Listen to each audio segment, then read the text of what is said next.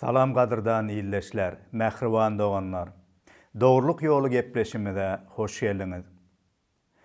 Bilşini diyali dünyanın dürlü yerlerine bugünler İsa Mesih Rabbimizin doğulan gününü bayramçılık edip belleyerler. Şu bayramçılık münasebetli her bir imanlı doğanlanma ve Türkmen iyilleşlenme şu acayip bayramçılık ulen, yani dünyanın halaskeri, dünyanın nuru olan İsa Rabbimizin doğulan günü bayramçılığı bilen her birinizi çın yüreğimden kutlayarım. Bugünlerde Rabbimiz İsa Mesih'in bize getiren bereketleri, onun dinçliği, onun şaatlığı, onun acayip kutuluşu her birinizin durmuşunuzda bolmağını Rabbimiz Hudaydan dilek ediyerin. Elbette İsa Mesih'in doğulmağı bilen hoş havar, yani şaatlıklı, buşluk dünya yüzüne geldi. Bilşimiz ýaly hatta bizim eramyzyň başlanmagy, ýyl hasabının hem başlanmagy İsa Mesih'in dünya gelip doğulmagy bilen ýyl sanawy hem başlanýar. Çünkü İsa Mesih bir aýratyn, Hudaýyň maksadyny, ýagny gutuluşyny bize öpçün etmek üçin, Hudaýyň şöhratyny, ajaýyp maksadyny, ýaşylyklaryny bize aýan etmek üçin, bizi şol ýaşylyklaryna, şol bereketlerine ýetirmek üçin göklerden, Hudaýdan çykyp yer ýüzüne insan keşbine geldi. Bu bayramçılık bilen bağlanışykly belki de köpüýümizde dürlü pikirler, dürlü soraglar hem bardyr. Şonuň üçin bu bayramçılık bilen bağlanışykly İsa Mesih'in dünya iýnişi, doğuluşy baradaky buşlukly, ajaýyp habaryň nädip şol ilkinji adamlara, İsa'nın döwürdeşlerine yetip gelişine, ýagny İsa Mesih'in ejesine ve İsa Mesih'ten ön gelen, ýagny onun ýolunu taýýarlajak Yahya peýgamberiň ene atasyna Hudaýyň nädip bu ajaýyp buşlugy aýan edişi barada ýazgylardan siziň bilen öwrenäris. Qadırdan iyilleşler, mehriban doğanlar. Menin siziň üçin bu bayramçılık döwrüne arzu etjek islegim, ýöne bir İsa Mesih'in doğulmagy, ýöne bayramçılık bolup galman, hakykatdan hem siziň durmuşyňyzda öz täsirini ýetirjek. Siziň durmuşyňyza Hudaýyň ajaýyp bereketlerini getirjek. Hudaýyň şaatlygyny, dinçligiňi size berjek bir hakykat bolup galmagyny isleýän. Ýagny kalbyňyza İsa Mesih'in bugünkü gün mukaddes ruhu arkaly doğulup size täzeleniş, täze ýaşaýyşyň emele getirmegini, ýaşaýyşyny siziň durmuşyňyzda emele getirmegini dilek edýärin, isleýärin. Şonuň üçin bugünkü öwrenjeklerimizde ünüs berip, Hudaýyň hakykatlaryny eşidip, Hudaýyň nämeler edenligini ünüs bilen öwrenmäge sizi çagyrýaryn. Çünkü biziň gepleşiklerimiziň hem, hatta İncil'in, hoş habaryň wagyz edilmeginiň hem maksady biziň Hudaýa ýakynlaşyp, Hudaýa gelip halas bolmagymyz, onun ajaýyp bereketlerine eýe bolmagymyzdyr. Bu arada İşaya peýgamberiň 45-nji babyna şeýle Hudaýyň sözü bar. Ýagny Hudaý dünýäniň ähli ýerindäki adamlaryň halas bolmagyny isleýär. Ve bu barada ine şeýle diýär. Ey ýeriň 4 künjegindäkiler, maňa dolanyňda halas bolan. Men Hudaýdyryn, menden başgasy ýokdur. Öz barlygymdan ant içdim. Ağzımdan çıkan söz doğrudur. Ol boş däldir. Hudaýyň çağırışyna ünüs beriň. İşaya peýgamber arkaly Hudaý bugün bize de yüzlenýär. Ýagny dünýäniň ähli milletlerini özüne çağırýar. Çünkü gutuluş ýoluny İsa Mesih arkaly Hudaý aýan edendir. Eger İsa Mesih arkaly Hudaýa gelsek, onda onuň gutuluşyny, halas bolmagyny kabul ederiz we onuň bereketlerine eýe bolarys. Şonuň üçin Hudaýyň çakylygyny, çağırışyny kabul edin. Eger bizim gepleşiklerimiz arkaly onun hakykatlaryny ýazgylar esasynda öwrenýän bolsaňyz we bugünkü gün İsa Mesihiň dünýäge gelmeginiň çağa bir kiçijik çağa bolup dogulup kämil we mukaddes insan bolup ýaşap bizi halas boluşa, gutuluşa ýetirmek üçin ähli zady edenligini eşidýän bolsaňyz, onda Hudaýa gelin. Onun hakykatlaryny kabul edin.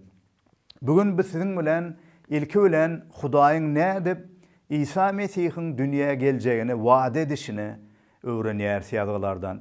Ýagny Hudaý öňünden hatda müňýyllyklaryň dowamyna peýgamberler arkaly, özüniň saýlan gullary arkaly, hyzmatkärleri arkaly bize hakykatlaryny aýan etdi. Ýagny wagty gelip dünýäni halas etjek Reb halaskäriň geljekdigini Hudaý öňünden wada berdi. Ýagny Adam atadan başlap, eger köne ähdi öwrensek, Hudaýyň ýazgylaryny öwrensek, Tövratdan başlap ähli kitaplarda Hudaýyň ajaýyp wadalary, ýagny bir günniň gelip şol halaskäriň dünýä iňjegi wada edilen we olaryň hemmesi İsa Mesihde berjaý boldy. Ondan başga İsa Mesihiň öňünden geljek bir peýgamberiň, ýagny Yahya peýgamberiň geljekdigi we Rabbiň ýoluny taýýarlajakdygy barada ýazgy bize öwredýär. Yahyanyň en atasy bir garry adamlardy. Ýöne dogruçul, Hudaýyň wadalaryna garaşyp, onun isleglerini, onun tapşyryklaryny berjaý edýän bir maşgalady. Hudaýyň gudraty bilen şol Zekeriya we Elizabet atly maşgala Hudaýyň wadasy geldi. Ýagny Reb İsa Mesihiň öňünden geljek bir peýgamberi olar arkaly Hudaýyň getirjekdigini Hudaý wada etdi. Gelin bu waka barada käbir aýatlary okap geçelim. Bizim okajak aýatlarymyz Lukanyň hoş habary 1-nji bab. Ýahudanyň padşasy Herodyň döwründe Zekeriya atly bir ruhany bardy.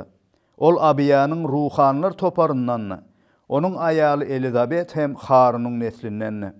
Bu är aýalyň ikisi de Hudaýyň öňünde dogruçul adamlar bolup, olar Rabbiň ähli buýruklarydyr parzlaryny bir kemsiz berjaý ederdiler.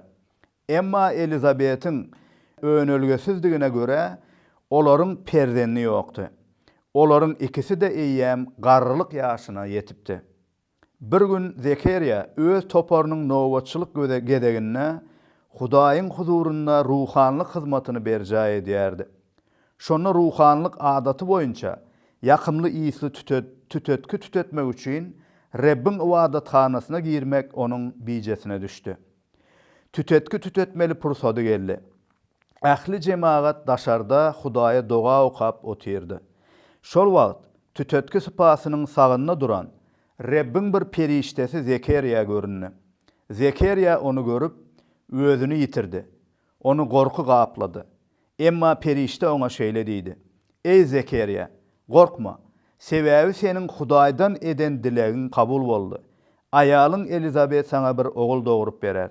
Sen onuň adyna Yahya dakarsyň. Bu sana ulu şatlyk getirer. Onuň doglanyna köp adamlar şatlanar. Çünkü ol Rabbiň nazarynda beýik bolar. Mukaddes ruhtan dolar. Ol Israil halkyndan köp adamy özleriniň Hudaýy Rabbe tarap öwrer.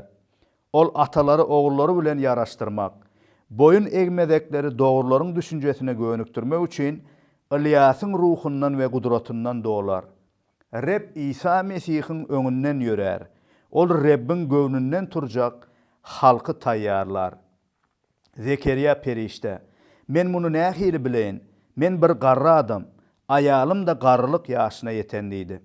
Perişte oňa: "Men Hudaýyň huzurunda durýan Cebrail. Men seniň bilen gepleşip sana bu hoş habar gowuşdurmak üçin iýerildim. Sen meniň bellenen wagtda amala aşjak sözleme inanmadyň. Şonuň üçin hem seniň diliň tutulup, şu zatlaryň amala aşjak gününe çenli gepläp bilmersiň" diýip jogap berdi. Şu taýda üns beren bolsaňyz, şu aýatlarda nädip Hudaýyň periştesiniň, Cebrail periştäniň Zekeriya adlı bir doğruçul adamın yanına özünü ayan edişini ve Zekeriya'nın bir oğlu olacaktığını ve ol oğlunun adına Yahya takmalığını ve Yahya'nın berca etmeli zatlarını ona buğuşladı. Hakikattan hem Reb İsa Mesih'in önünden gelip onun yolunu tayarlap adamları ona taraf gönüktürmek için Huday önünden İlyas'ın ruhuna, İlyas'ın öğretişi ýaly hakikatlary öwretjek bir İlyas'a meňzeş peýgamberi getirjekdigini wada berdi.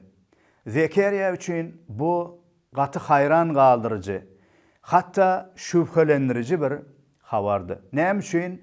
Sebäbi Zekeriyanyň eýýäm oglu bolmak ýaşyndan has garrydy. Onun ayalı da näme diýe ýazgy önelgesizdi. Emma Hudaý wada berdi. Hudaý üçin hemme zat mümkin. Yahya'nın etmeli işi nämedi? Ol näme etmeli? Yahya peýgamber ilki bilen adamlary hakykata gönükdirmeli. Ýagny nur bolan İsa Mesih'e ýakynlaşdyrmak, onun ýoluny taýýarlamak üçin gelmelidi. Şol wezipe bellenipdi. Görüşümüz ýaly Hudaý ýönewer İsa Mesih'i biz adamlaryň pikirlerine ýa-da düşünjelerine esaslanyp İsa Mesih barada gürrüň etmän Hudaýyň ýazgylaryna, Hudaýyň wadalaryna esaslanýandygyny şu ayatlardan hem görýäris. Ýagny Hudaý hatta onun öňünden geljek peýgamberi hem buğuşlady we mümkin bolmajak ýerine gudrat bilen Yahya peýgamberi dünýäge inlerdi. We Yahya peýgamber bilşimi ýaly İsa Mesih'in ýoluny taýýarlady. Mundan soň bolsa İsa Mesih'in doguluşy baradaky, dünýä injegi baradaky ajaýyp hoş habar İsa Mesih'in ejesi boljak Meryem'e buğuşlanýar. Bu hem bir ajaýyp hoş habardyr. Lukanyň hoş habaryny okamagy dowam edip bu barada öwreneliň. Seredin näme diye? Elizabetin göwrelliginiň 6-njy aýyna Hudaý Cebrail periştäni Celiläniň Nasara şäherine Dawudyň neslinden Yusuf atly adamyň adaglysy bolan bir boy gyzyň ýanyna ýiberdi. Ol gyzyň ady Meryemni. Perişte onuň ýanyna gelip, "Salam, ey ýalkanan gyz, Reb seniň bilendir" diýdi. Meryem bu sözlere ör gökten gelip bu salamyň näme aýdýandygyny biljek bolup pikire batdy. Perişte ona ýüzlenip, "Gorkma Meryem, sen Hudaýyň nazaryna merhemet tapdyň. Sen göwreli bolup bir ogul dogurarsyň. Onuň adyna İsa dakarsyň. Ol beýik bolar. Oňa beýik Hudaýyň oglu diýler. Taňry Hudaý oňa atasy Dawudyň tagtyny berer. Ol Yakubyň nesliniň üstünden ebedilik şalyk sürer. Paçalygynyň soňu bolmaz" diýdi. Meryem perişte, "Bu nähili bolar? Men heni durmuşa çykamak ahyry" diýdi. Perişte oňa, "Mukaddes ruh seniň üstüňe iner. Beýik Hudaýyň gudraty seniň üstüňe kölege salar. Şonuň üçin hem doguljak çaga mukaddes saýlar. Oňa Hudaýyň oglu diýler. Anha, seniň garyndaşyň Elizabetiň hem garrydygyna garamazdan göwresinde çaga bar. Önelgesiz diýilýän bu ayal eýýäm 6 ay bäri göwrelidir.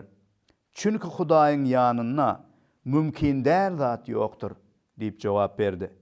Meryem, "Men Rebbiň gyrnagydyryn. Goý maňa seniň aýdyşyň ýaly bolsun" diýdi. Onsoň perişte onuň ýanyndan gitdi. Ajaýyp bir hoş habar.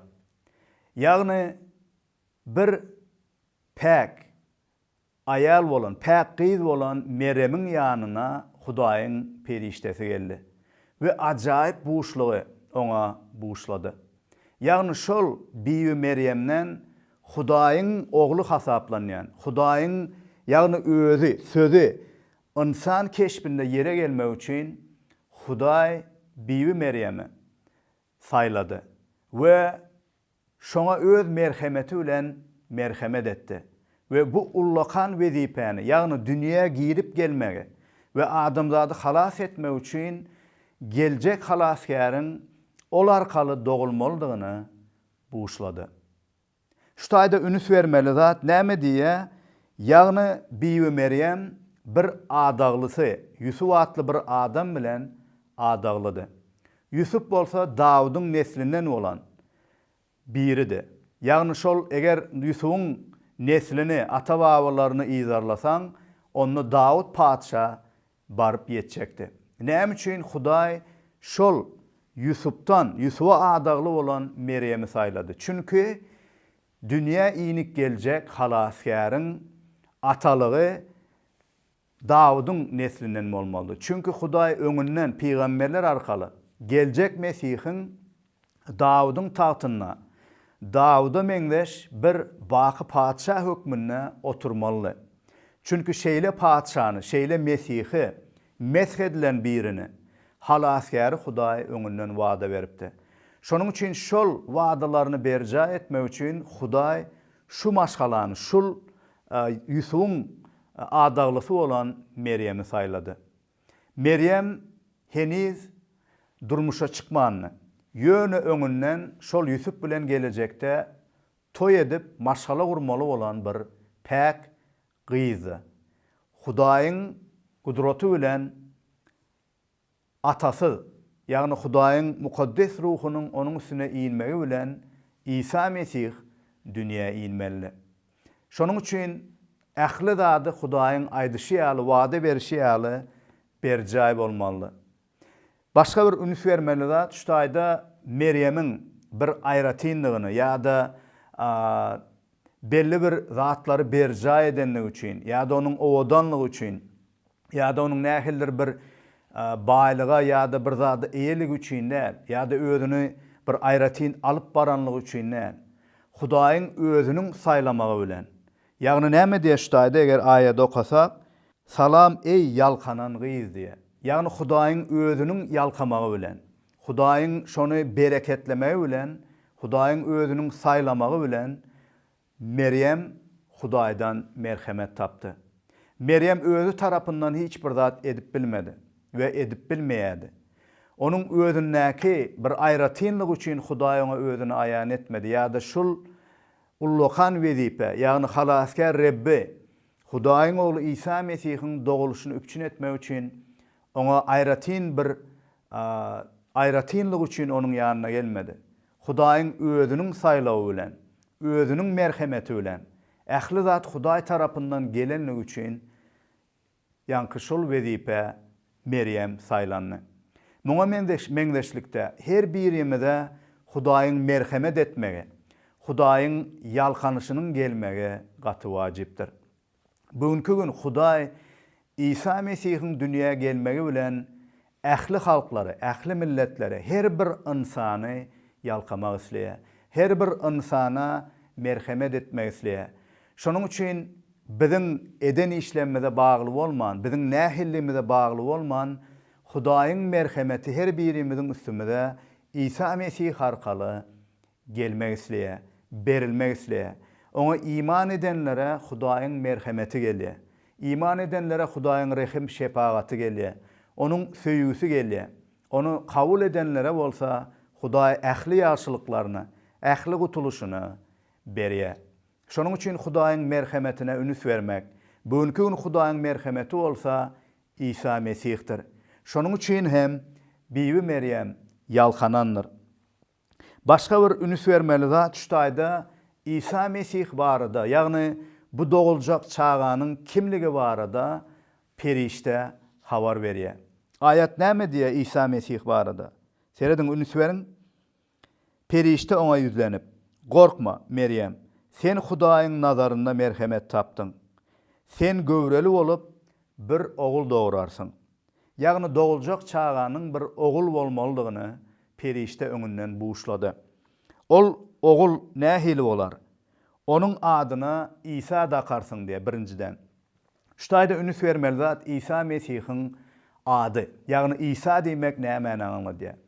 İsa diýmek Ýewrey dilinde ýagny Reb Hudaý halaskär diýmekdir.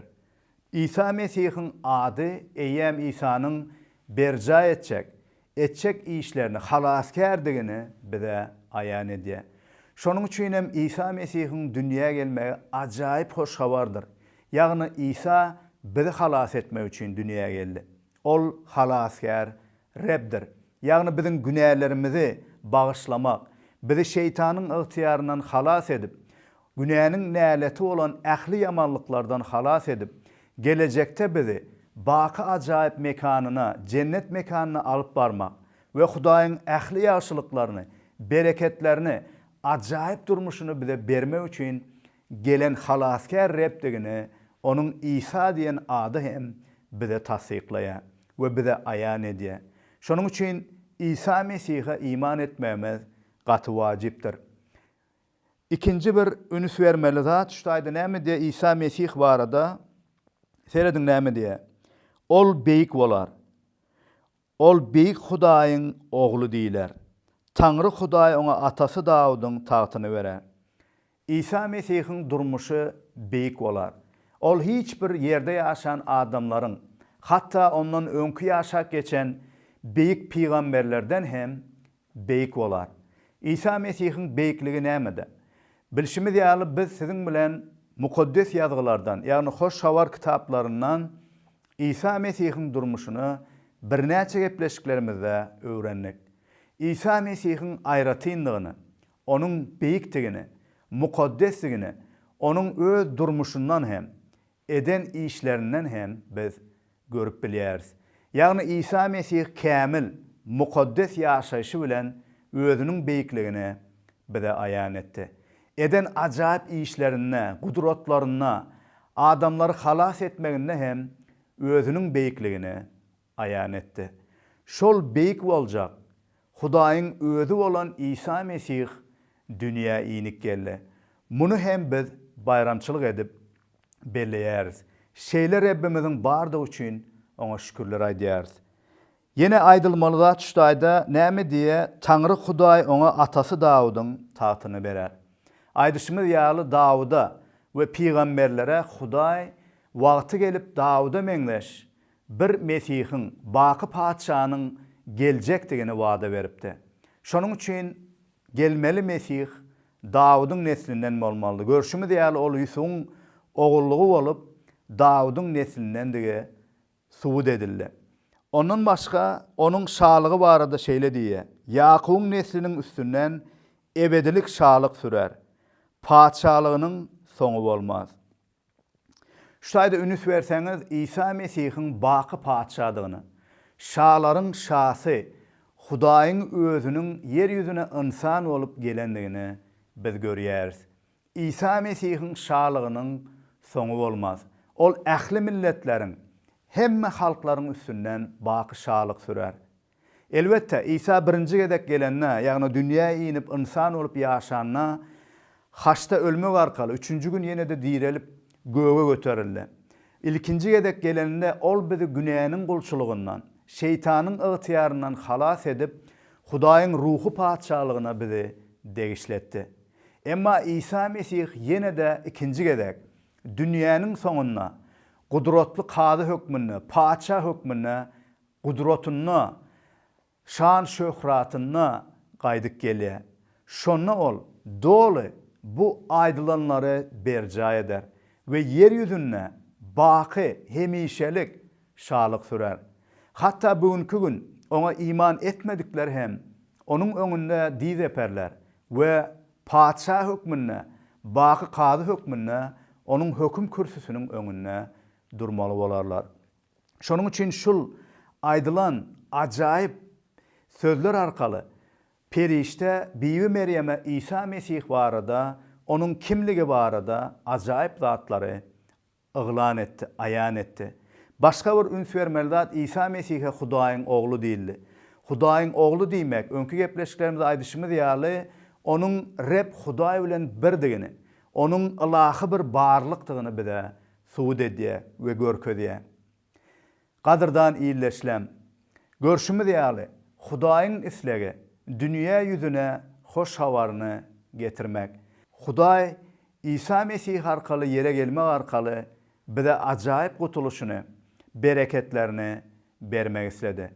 Şonun için bugünkü gün dünyanın türlü yerlerine hakikattan İsa Mesih'i, şol şaların şahsi, Reblerin Rebbi, halaskar, halas edici Reb hükmünde tanıyan adamlar İsa Mesih'in doğulan gününü bellep geçerler ve ol için şaatlanıyarlar.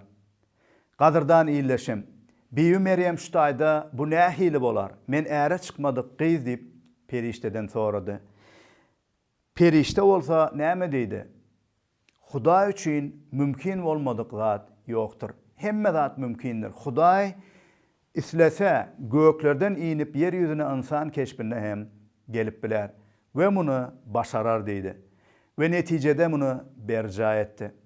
Qadırdan iyileşim. Bugünkü gün belki sen hem şüphe içinde. Belki sen hem bu nähil bolup biler. Hudaýam bir yere halaskar, Reb hükmünde, insan hükmünde gelip bilermi deyip şüphe diýensiň.